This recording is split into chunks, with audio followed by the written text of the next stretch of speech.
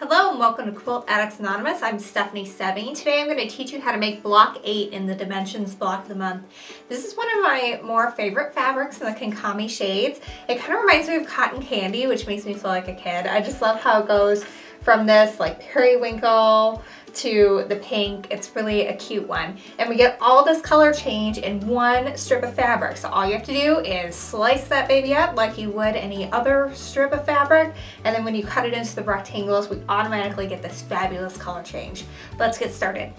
So I've got to come clean. I accidentally forgot to turn on my overhead camera. So I've already cut a lot of my rectangles into triangles. So I'm going to show you how to do it with the one I have left, now that I noticed that I did that. But do the same thing for all the rest of yours as well. And create your fun color change with your triangles. All right, so what I'm doing is I'm lining up the 45-degree line of my ruler with the bottom of my rectangle. So the color change is going from bottom to top so that it's getting lighter the higher up you go. I've got my corner also lined up with the edge of my rectangle, and I'm going to go ahead and slice off that triangle, and we're going to save that for later for our improvisationally piece pillow. Now I'm going to turn this to the left, and I'm going to now line up my 45-degree line with the bottom, which is now on our left, and then the point is in line with the tip of that rectangle as well. And slice off that corner. And now we have lots of triangles that we can use to make our quarter square triangles. While I'm here, I'm also going to go ahead and cut this guy in half, and I'm just lining up my long ruler so that it's going straight through the points diagonally across the square. And this is going to create half of our triangles. All right, I've got everything lined up, and in every single one of these, there's one section where it really just changes from one to another, and this is probably it for me. I really like this one because you can really see that color change. The others are more subtle, they look more solid, but this one you can really tell that it's an ombre gradated fabric, so it's really cool. All right, so it's time to start sewing. First thing I'm gonna do is set my sewing machine up with a scant 1/4 inch stitch. So I'm setting it to a 1/4 inch, and then I'm moving my needle 1 needle width to the right. That'll give us just a little bit skinnier seam, which will give us a little bit more wiggle room when we are trimming these to size, because we're sewing on the bias here, which means that it's a little bit stretchier along these triangle edges than if we were sewing them straight of grain, like along here or on these sides.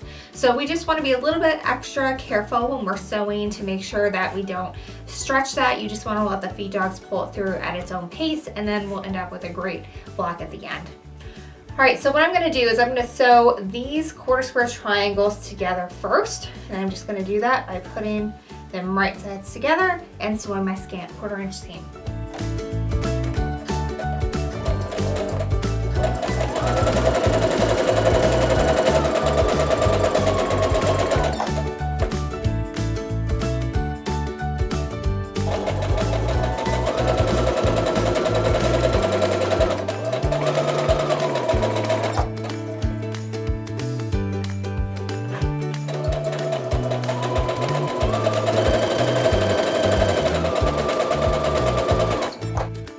Press these open. To do that, I just use my fingernail to open up that seam, and then I put the nose of my iron right down that center seam to keep it nice and flat, and then I usually flip it over, give it a press from the other side as well. And I do that whenever I'm sewing triangles because it makes for a really flat block, which is what we want when we have all of these teeny little triangles in this quilt.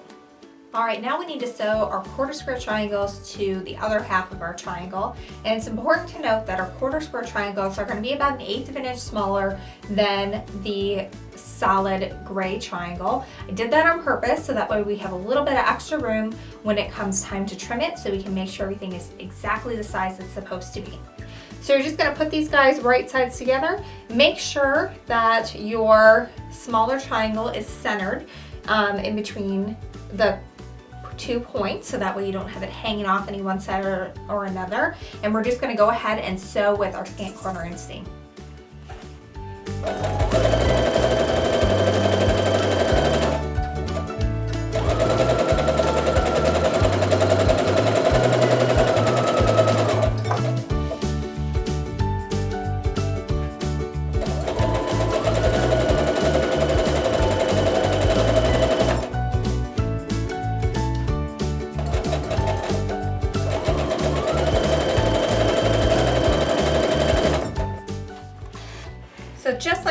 quarter square triangles, I'm going to press this seam open so that we get a good and flat block when we're finished. Now it's time to trim these to size. And to do that, I want to make sure that I've got my 45-degree line going along our big seam between our two half square triangles. And then I need to adjust it a little bit so that the edge where these seams come together for our two quarter square triangles is exactly where the 4.5 inch dot meets the edge of the ruler, because we want to make sure that all those points are exactly where they need to be. If you need to, you can give it a little tug on that dog ear to get it in place. And then once you've got that, you want to make sure that you are either right on or you have fabric extending beyond the 4.5 inch line, so that way we can trim it to size. Once you have everything where you need it to be, you can go ahead and cut off your right side and your top side to trim that up. Now I'm going to flip this over. And now we've just cut this size, so I'm going to exactly square up 4.5 to line this up exactly on that side that we just trimmed. Now you shouldn't have too much cut off on this purple here, but you might have a little bit to cut off on the gray. Again, I'm making sure that the 45-degree line is going right along that seam, and that where my 4.5 inch line is on the ruler at the edge is exactly in line with where this seam allowance is for the quarter square triangles.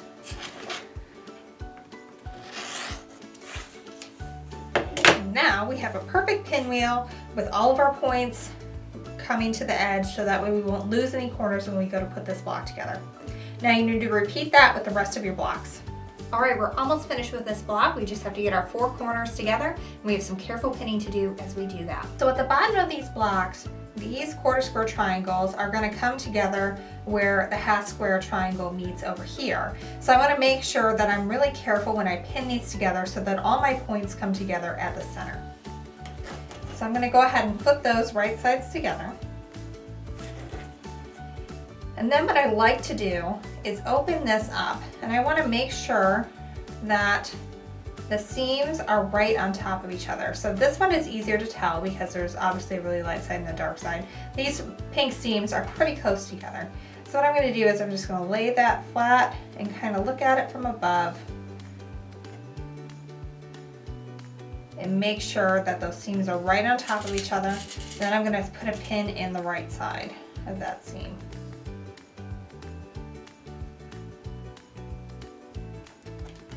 And do the same thing on this side. This one will be easier to see on camera because we've got purple and blue and then gray and blue. So I want to line those seams up real evenly right on top of each other and just sort of roll that up until they're nice and even. And then I just look at that from above and make sure that we're still right in line, and then I put my pin in. You don't have to pin the top corner because this doesn't intersect with anything except the corner. It's not like you have to worry about all those points coming together, but you certainly can pin it if you choose to. Now I need to make sure that I turn my sewing machine back to the regular 1/4 inch stitch. We don't need that little bit of extra seam allowance any longer. All right, so get those top corners lined up and let's put these through the sewing machine.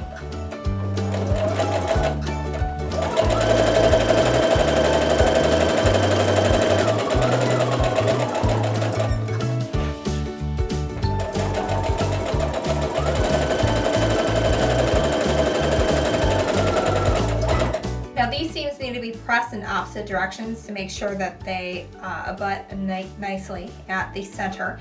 So one of them is going to have to end up with a seam underneath this gray. So I'm going to choose the top half because there's less fabric to show through. It's a little bit lighter in color, so it's not going to be as obvious as it would be if I had this purple going in the opposite direction.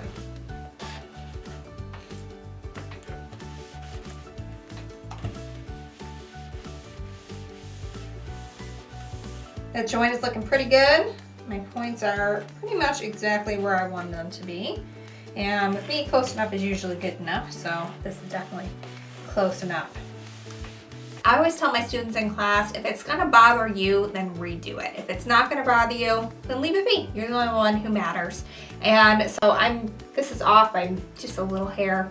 I'm good with it. I'm gonna leave it. So if you need permission to leave it, this is your permission. Leave it. All right, so I'm gonna pin this exactly like we did for the last block, where I'm gonna put my needle through where the tip of that point is on our top fabric, and then also in the bottom. Then I'm gonna snug those up so that they are right next to each other. And actually in this case, I'm just gonna take that needle out and squish it over a little bit more. Then we're gonna put the pin in, say a little prayer that everything is where it's supposed to be. And then I'm gonna go ahead, I can see where these seams come together, so I'm gonna sew just to the right of where that seam comes together.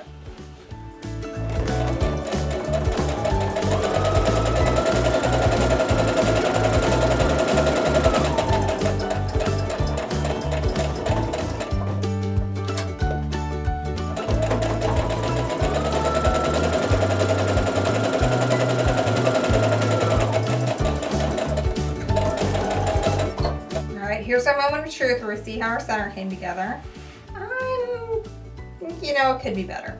So what I'm going to do here, this is the one time where you're going to see me rip this out. So I'm going to rip it out from here to here, and then I'm going to repin and take just a little, actually I don't think I need to repin. I think I can take a little bit deeper seam because I'm off about the same amount here as I am there. I've got, I don't know, maybe a 32nd of an inch in each case. So what I'm going to do is I'm going to take a little bit deeper seam, like one needle width to the right of where I was at, so that way I can get these points a little bit closer together. So I'm not going to sew the entire seam. I'm going to start about halfway through the block, and I'm going to start exactly on where the other one was, and then I'm going to gradually sew in just kind of like one needle width to the right of where my original seam was.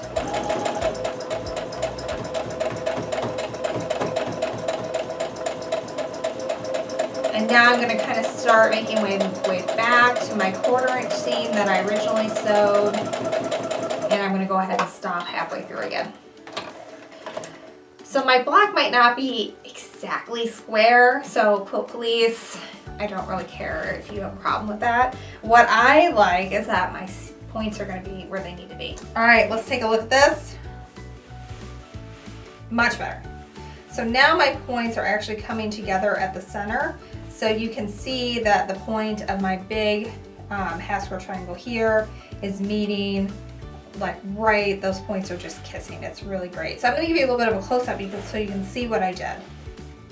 So this is called fudging it. So originally when I was sewing, I had my regular 1/4 inch stitch, which is this first seam line here. And it just wasn't exactly close enough to where my points all came together. So I started about midway between the block, and I started stitching, and I came out just like one needle width to the side, went through that center, and then gradually jogged back over to the original seam line and stopped again about the middle of it. And what that did is it really brought those points together a lot better. Now there isn't that much of a gap anymore. This one's still a little off, but that was from when I originally sewed this piece to this piece. I'm okay with that because these pinks are so close together you can't really tell. But this you really could tell was off, and so by just taking that extra little stitch, we fixed that up. We're gonna finish it off with a little bit of Mary Ellen's Best Press.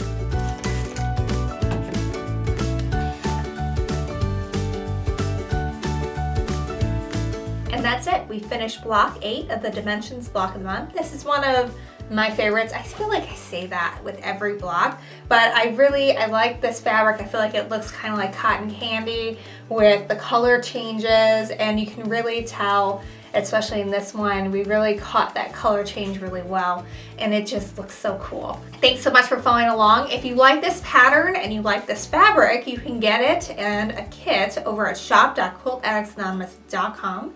Thank you so much for following along. Make sure you subscribe if you enjoyed this video. We have lots of other fabulous quilting videos for this quilt and many other tips and tricks, teaching you everything from how to sew an accurate 1/4 inch seam all the way to how to bind your quilt.